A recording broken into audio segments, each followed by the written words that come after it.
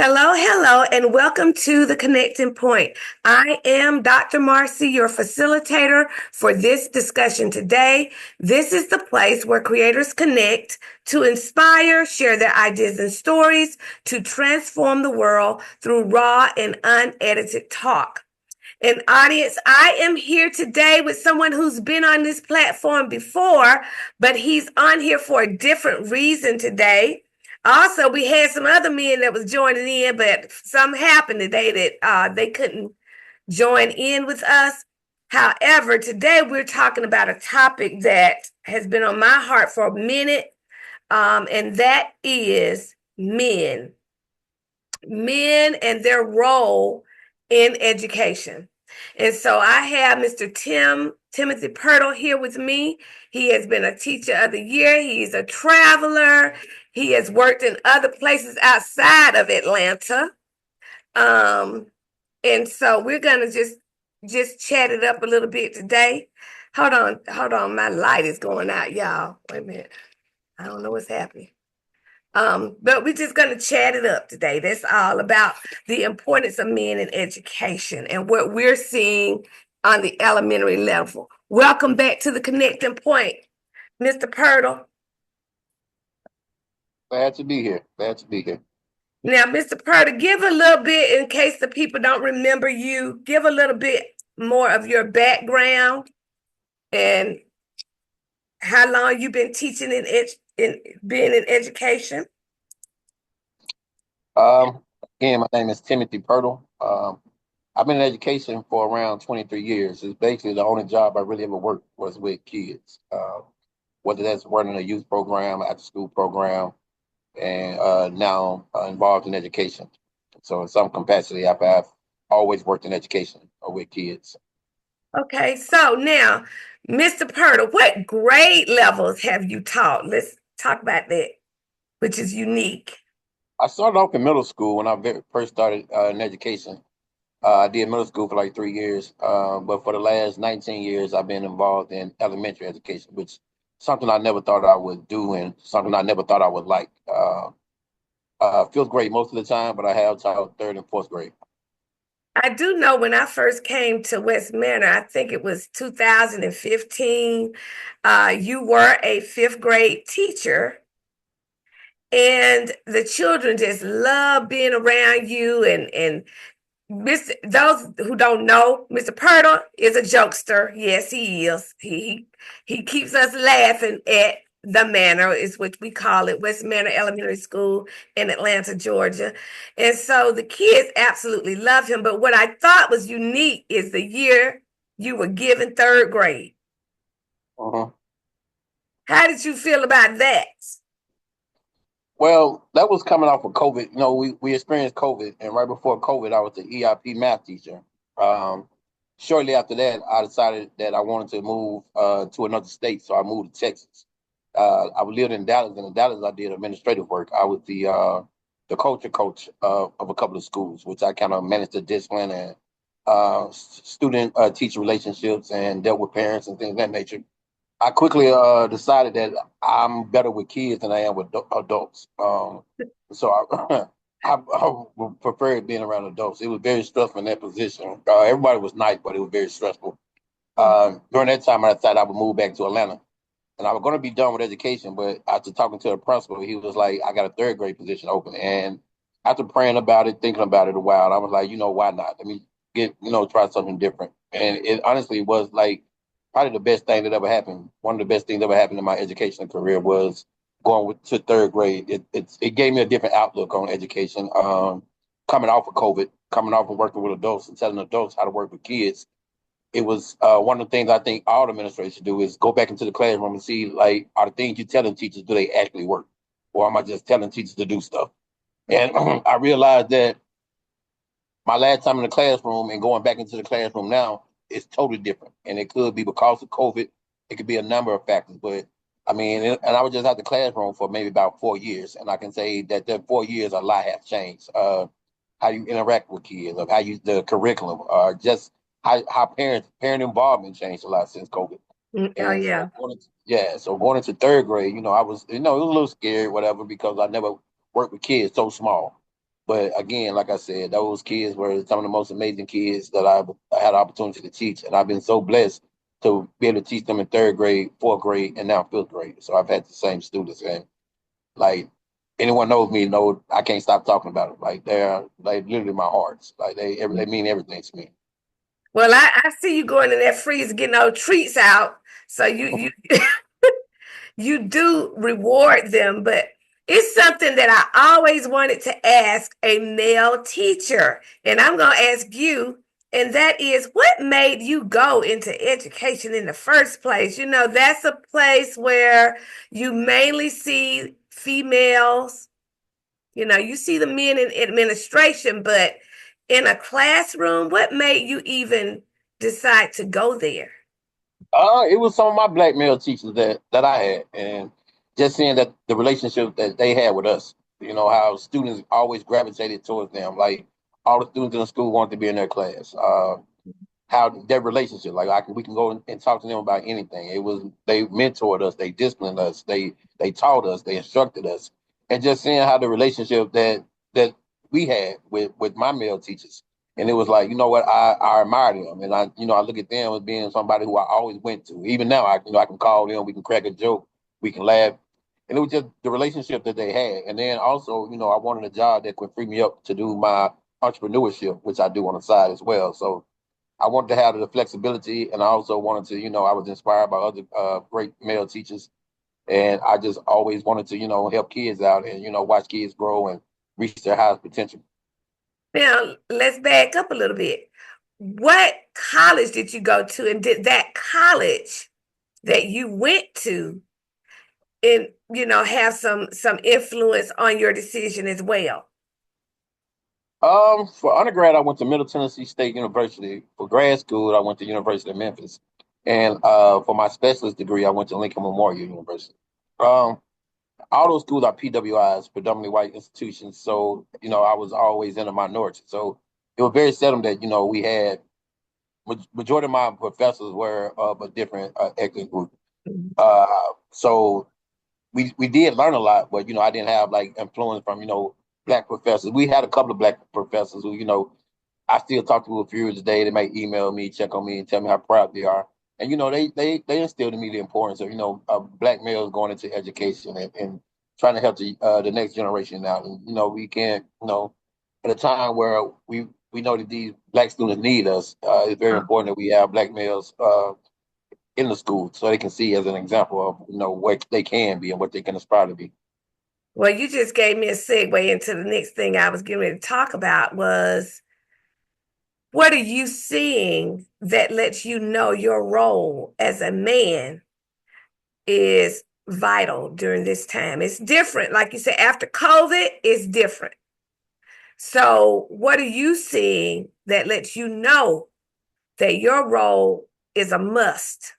Like we need to see black men, well, men in general, and particularly black men, um, in education. I think, just the day-to-day interaction with the kids a lot, just, seeing that how some of them, they come to me for confirmation a lot of times, whether it's telling the girl, hey, I like how you look today. I like your hair, or you got some cute shoes on, or, telling the boys like, look, man, I'm proud of you. I love you. And, at first you may receive a little pushback because a lot of black boys, I never had a black man to tell them, hey, I love you. I'm proud of you, like hang in there. Like, they might get it if they lucky enough to play sports, but a lot of time with coaching, we're yelling at kids. We're not showing the soft side. But the real impact is really not felt until maybe 3 or 4 years after they're done with me. When they come back and say, hey, I remember you doing this. Like, I appreciate you being there for me. Like, you was the first male who actually genuinely showed interest in what I was doing, and you kind of understood what I was going through. And just seeing how many former students I have who come back to see me that are in college who have started their own businesses or whatever journey they've taken in life. Just seeing how they reach out to me on social media and they bring up stuff that I forgot. Like, man, I did say that. Oh, that was crazy. Oh, I did give you this, and just a lot of them don't reach out. Unfortunately, I have students who are in prison who reach out and they say, hey, I wish I would have listened. Like as I got older, I made bad decisions, but I looking back, like you was there to guide me. I hated it at first because I had a lot of pushback from a lot of students being like the first, not only the first male, black male that they taught, but also the first black male in their life. A lot of them were raised by single mothers. So now it's like they don't look at me as, hey, I'm trying to help them. They look at me like, oh, like we're on the same level per se. Like, you Mhm. just another guy. I'm a black male. I run my house. So what you mean I Ah, gotta listen to you? mm. So, I have a lot to come back and say, that's why they gave me so much pushback. That's why they did certain things. So just understanding and listening with an opening ear, like saying, okay, what could I have done differently with that relationship? What can I do different when I'm mentoring or teaching young black males, or just any males, or just any students per se? Mhm. Like reflecting on like what I could do better, and talking, having conversation with those kids, and saying when they tell me like, hey, I like when you did this. I remember when I didn't have shoes and you bought me a pair of shoes, or I mean, it's just a bunch of little stuff. I'm like, Mhm. oh, okay, yeah. So it did work. All the lessons I got and all the yelling and screaming and jokes I cracked, some of those did work.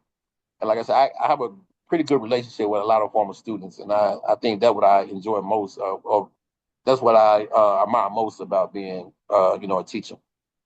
Well, I hear you talk about the black boys and but you also have to know that your presence is just as important to the girls.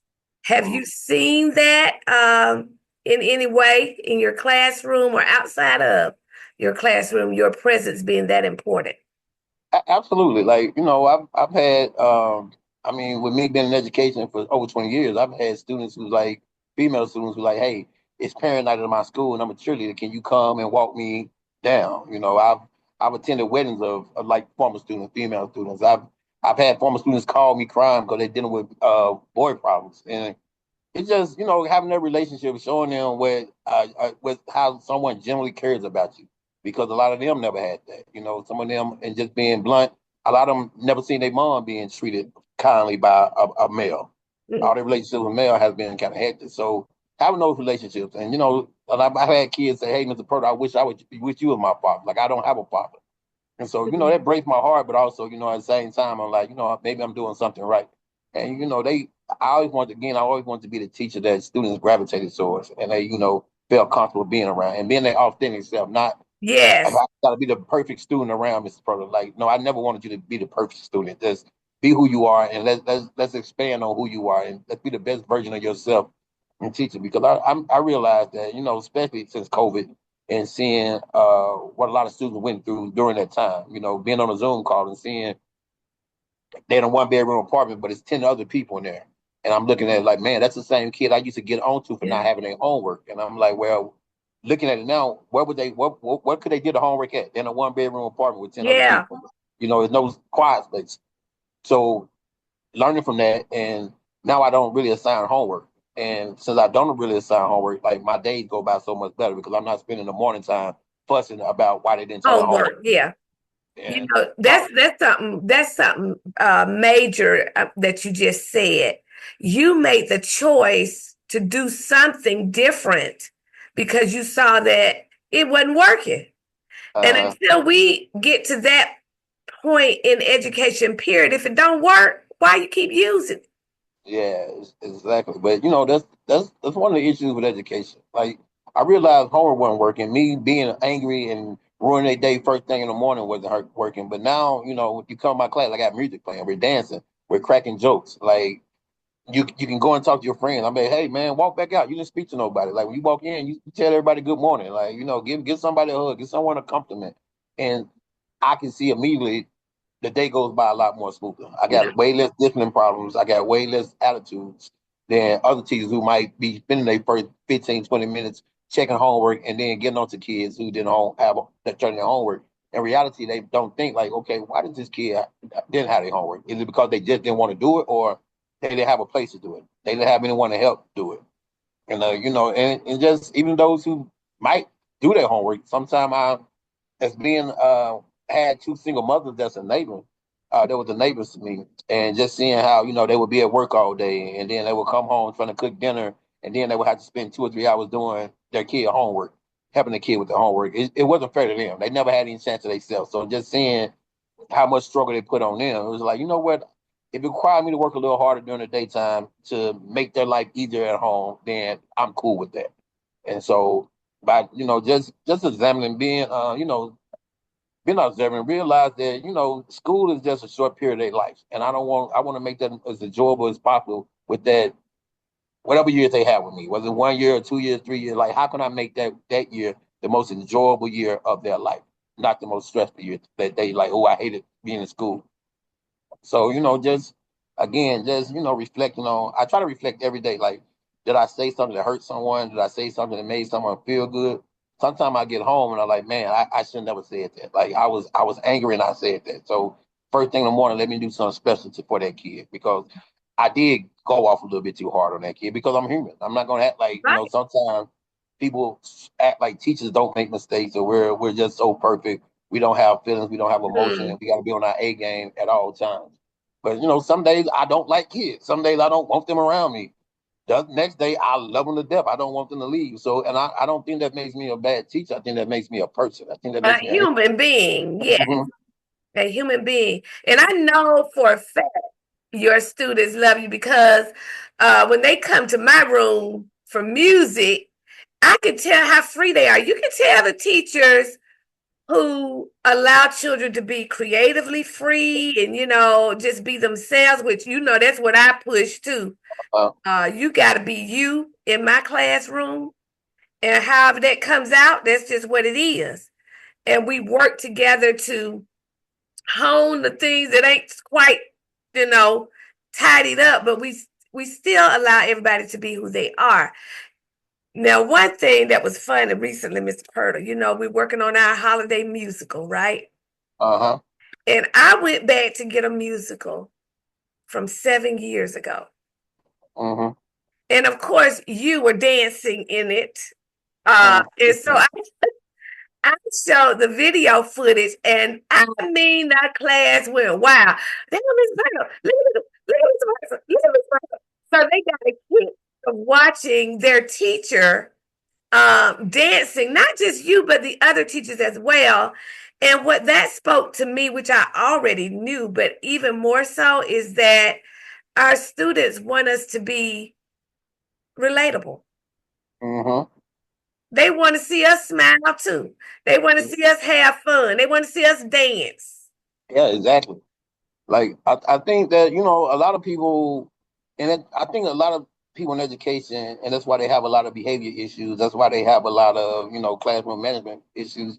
It's because they're not relatable to a kid. Yep. Sometimes we put on this high horse, and we want to follow textbooks, and we want to follow the pedagogy of what our college professor told us, or what we learned in some type of training, and we forget to make it relatable for these kids. Man, these kids go through a lot. So anytime that I can get up and dance with them, or if I can show them a picture of when I was a child, Yep. I mean, it's times where I get on a kid and I'm doing something, and I might mess up, and I'm like, hey, I can call my mom and tell me, and we'll put on my phone, we'll call my parents, and they be tell me, they'll call my mom like, hey, Mr. Pirtle's not being nice today. He's not doing this and that, So we laugh a lot of stuff. I want to be relatable, and like you said, I travel a lot, so whenever I travel, I try to take pictures and make sure I show them to get them that experience of traveling. And I've had former students to come back and say, Mr. Pirtle, you remember when you showed us that picture that you been on the cruise? Like, I took my first cruise, and I couldn't wait to tell you Ah, about this first cruise. Um, I was on a cruise, and maybe I think it might have been around April. I was on a cruise, and I hear Mr. Pirtle. I'm like, I know ain't nobody calling my name in the middle of this ocean and they ain't saying Mr. Pirtle. And I look up, it was one of my former students, and he was wow. on the cruise boat with his family. And we had a good time. I seen him with a drink in hand. I'm like, bro, what? I mean, what you drinking? Like, Mr. Pirtle, I'm 22. And I'm like, oh, that was a while. So just seeing some of the things that I was shared with them or talked to them. So certain kids like, hey, I can't wait till I get older and I can go to these places. Just trying to be more relatable to them and give them a different outlook, because every kid is not going to be a straight A student, and I'm absolutely Oh, fine with that, because some of my students who had EIPs or just had different type of issues, some of those kids are the most successful kids mhm. in life now. Yep. Some of the kids who were straight A students in my school, my class, are struggling with issues right now. So it's just giving them a fresh shot, making sure everybody just not recognizing kids who do everything I tell them to do. I also want to recognize the kids who who struggle listen to me, who come in with attitudes and come in with behavior problems. Kids who I'm tired of looking at. Like I want to make sure I give them opportunity to be recognized because they deserve it. They kids. Yeah. They got time to get it together. They just want to plant a good foundation in them. And something else I didn't tell you, but I noticed, I don't know how long ago that's been. I'm thinking it was earlier this year. And you asked somebody to come in and do some of the little girl's hair. You remember that? Uh-huh. Why did you do that? Because it's one of like I just want every kid to feel special. It's one of those things where each kid in my class, I try to throw a birthday party. It might be so small, we just might have cupcakes and chips, but I want to recognize them. And just seeing that young student, like noticing that she kept on her hat, you Uh, know, and she wouldn't take it off. And I'm the type of person where I don't, instead of me saying, "Hey, take off your hat," which a lot of people did, and I had to bring it to a lot of people's attention. Like, hey, yeah. she's not wearing a hat to be disrespectful. She's wearing a hat because she's ashamed of her hair. Like read the room before you come in and start, Read the room. I challenging like that. kids. And you know how the relationship I have with my kids, I'm gonna advocate for my kids at all times when they can't advocate for themselves. And I really don't care what adult gets upset or what a administrator gets upset. I'm gonna always advocate for my kids because especially when they're doing right. Now, I'm not gonna advocate for you to get in trouble and you doing crazy stuff and then not to bother me. But I'm gonna advocate you, especially when it comes to your emotions and when kids don't.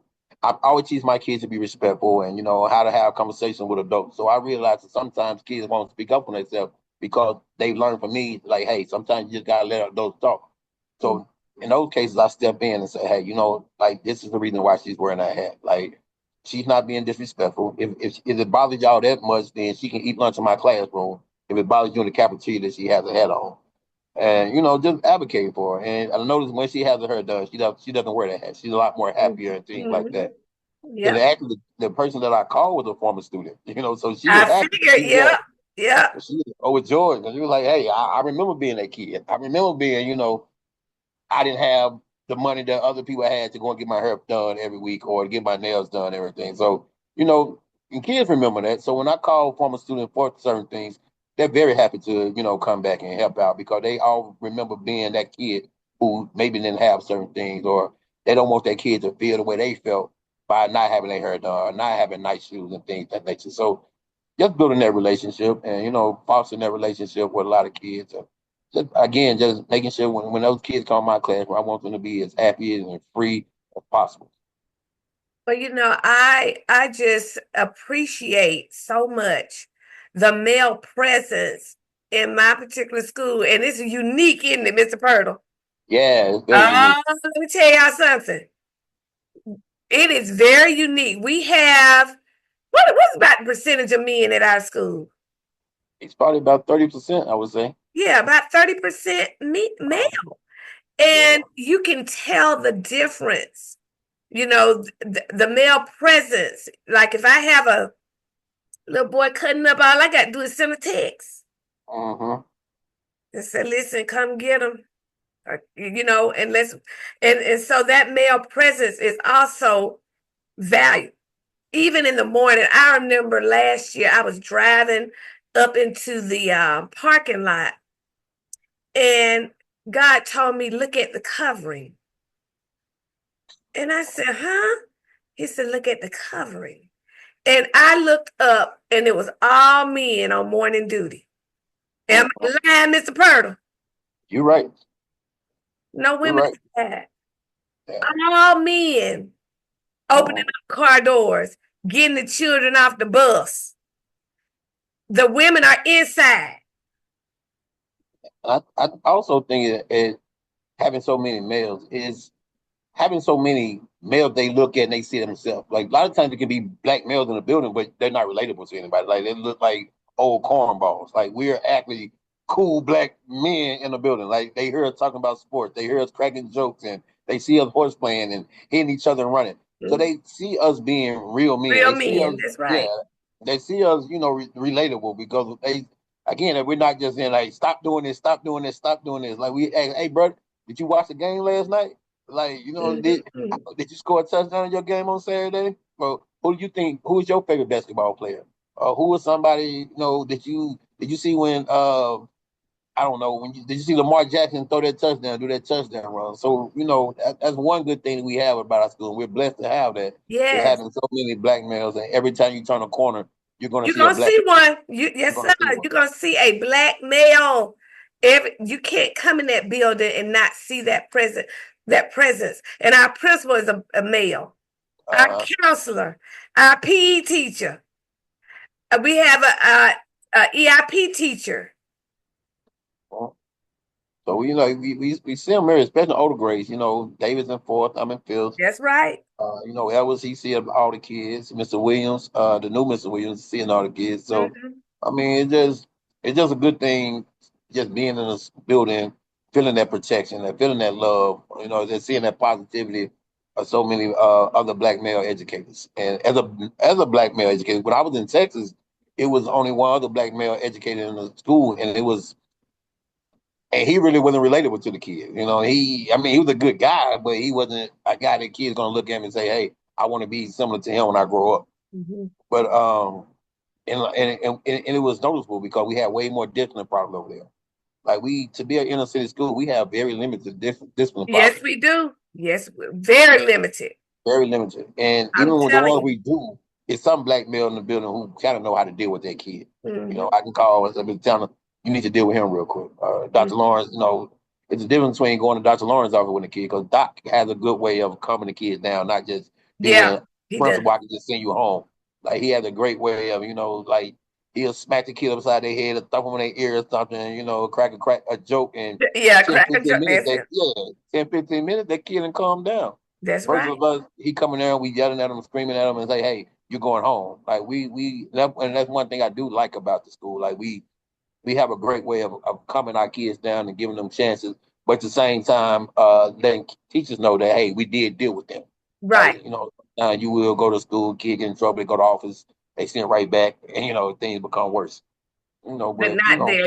I've heard even uh we had a kid, this is maybe last year, year before last. He came in, in the middle of the school year. So, we have a certain way we do things at uh, West Manor. So when you're coming in, you got to get accustomed to the culture.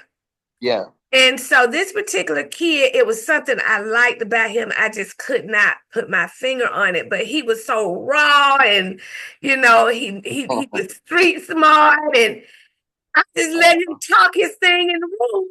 But sometimes he would get put out in other classrooms. And one day, I will never forget it. He was in the hallway. Somebody had put him out because he would cut up now. But the Lord said, "Go back and get him. You got something to eat in your desk." uh-huh. And I had a bag of popcorn, and I took it to him in the hallway. He ate that popcorn, and I didn't have no more problems out of him anymore during the school year. And something Dr. Lawrence said, he said, all he needed was some of this love over here. Uh-huh. See, we got love at West Manor. It's Yeah. really love. And that's one thing, like I said, I do love about West Atlanta. It's just, we feel love. We're not just sitting here running like, I mean, you come to West Atlanta, you don't feel like it's a typical school because everybody's so laid back. Mhm. The administrator's not just micromanaging your time and saying, why you Mhm. didn't turn in this?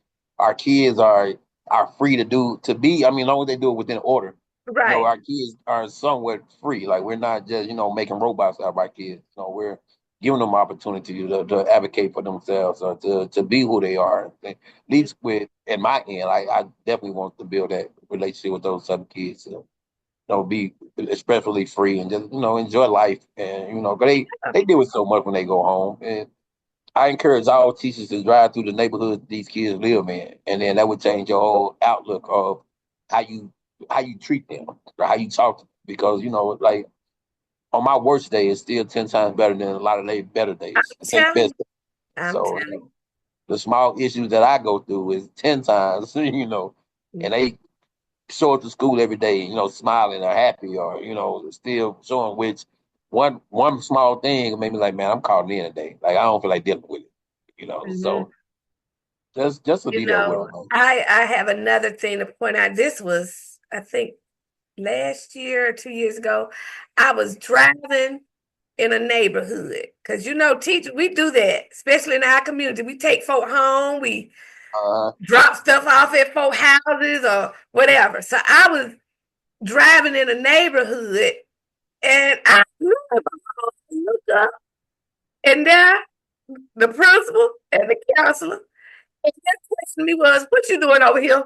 Like,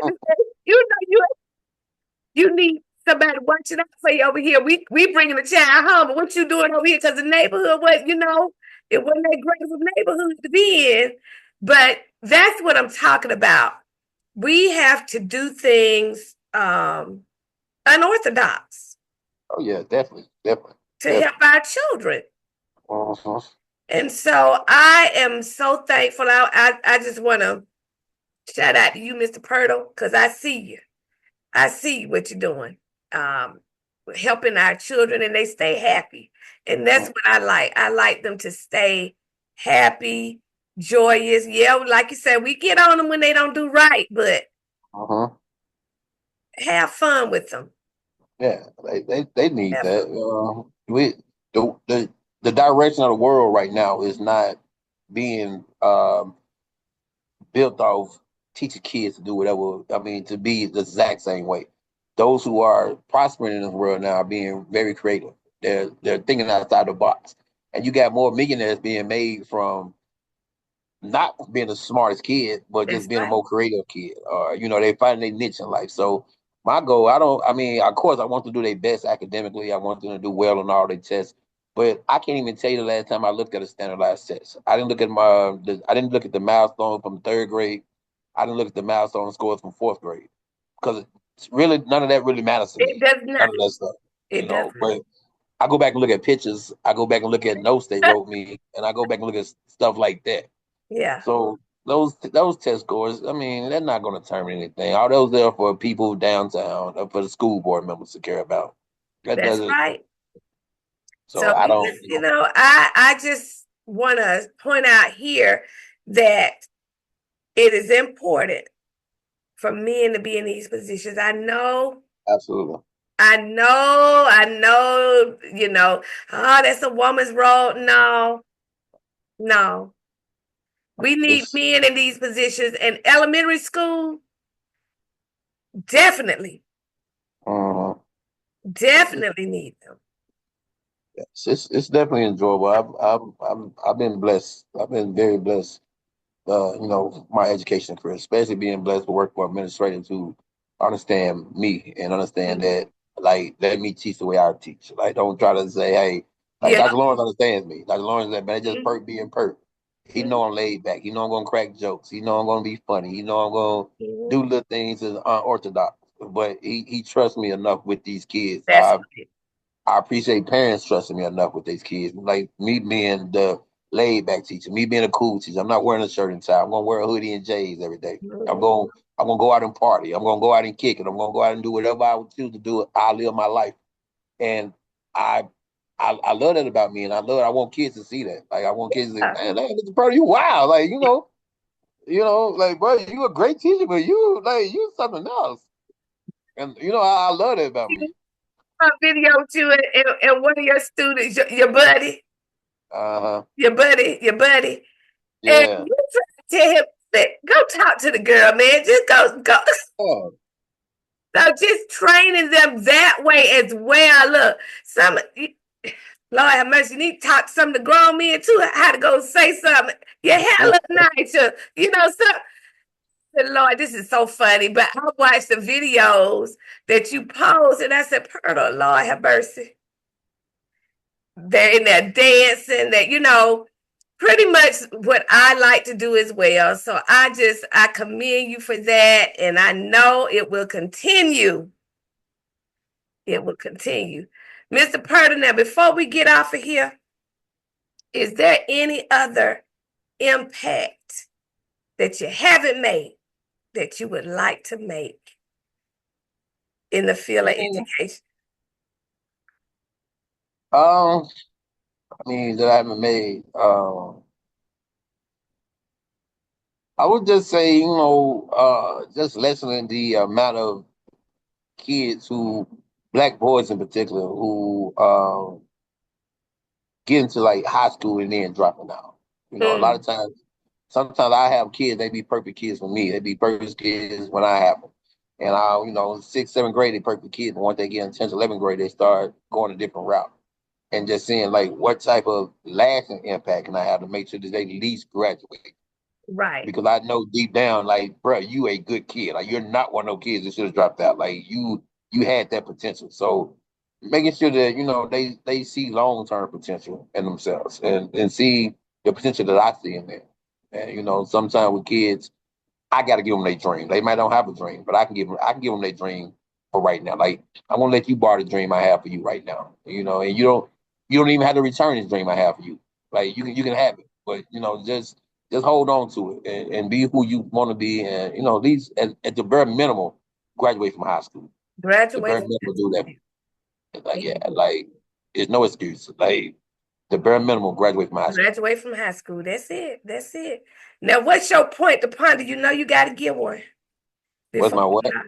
Point to ponder. What do you want the audience to ponder on after this conversation?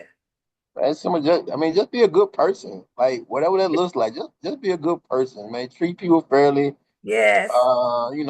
Step away from the social media, the politics, and just get to know the genuine people. And if you have any opportunity to help someone, to bless someone, to make someone's life a lot easier, I mean, take advantage of that opportunity, because it's not only going to make that person feel good, it's going to make yourself feel good as well. I mean, and just like Dr. Lawrence said me all the time, like, man, live while you living. Take We every like opportunity that. to Live while you're living. live while you living. Yes. Like, and I want adults, like, go back to your hobby. Like, if you like to draw when you was a kid, pick up a pencil and get you a coloring book and draw. If you like to skip and you like to do hopscotch when you was a kid, go out to the side and draw that on the ground, and just find something that you want to do, because life is very short. People are dying every day for falling sick. So just trying to encourage more people to, live while you live, whatever that looks like on your end. The point right there. Yeah. Live while you Live living. while Who you live. said that, Dr. Lauren? Yeah, Dr. Lawrence, he put me on it. It's just, and that's been my motto ever since. It's like, I want to live while while I'm living. I So like just that. do Live while everything you I want living. to do. Now, Mr. Pirtle, I Uh, know y'all. I'm just saying this. I know Mr. Pirtle, if y'all want to invite him to come speak to some students, he'll come do it. Won't you, Mr. Pirtle? just send me a little, yeah, just send me an email. I come and get their Give your mind right. email address, Mr. Pirtle. Yeah. You said what? Give your email address. Mr. is Mr _ Pirtle, Pirtle at yahoo.com. Yes, if you all need somebody to come hype up the kids and love on them, especially those male groups, call Mr. Pirtle. I'm sure he would love to. He's been all over traveling, so he's very much astute on living in other places that he can introduce to children. So I thank you, Mr. Pirtle, again for coming and just engaging in this conversation with me, because I wanted people to see the importance of men Yeah. in education and on that elementary school level. So, audience, if you would like to have a discussion with me, reach out to me at drmarcyts@gmail.com, or you can reach out at the website at oh, I gave you the website first. Email at drmarcyts@gmail.com, or you can reach out to me at Dr. Marcy's Connections, or you can reach out to me through Connecting Point for Creators group on Facebook. It's just a group where we all share what we're doing, and you get words of inspiration throughout the week. This show airs on Tuesday nights at 7 p.m. on YouTube, Facebook, Instagram TV, Twitter. You can also get it on Wednesday nights on KBCN TV. All I ask is that you share it so that others may be inspired. All right, audience, until we get this moment again, peace and blessings. Bye.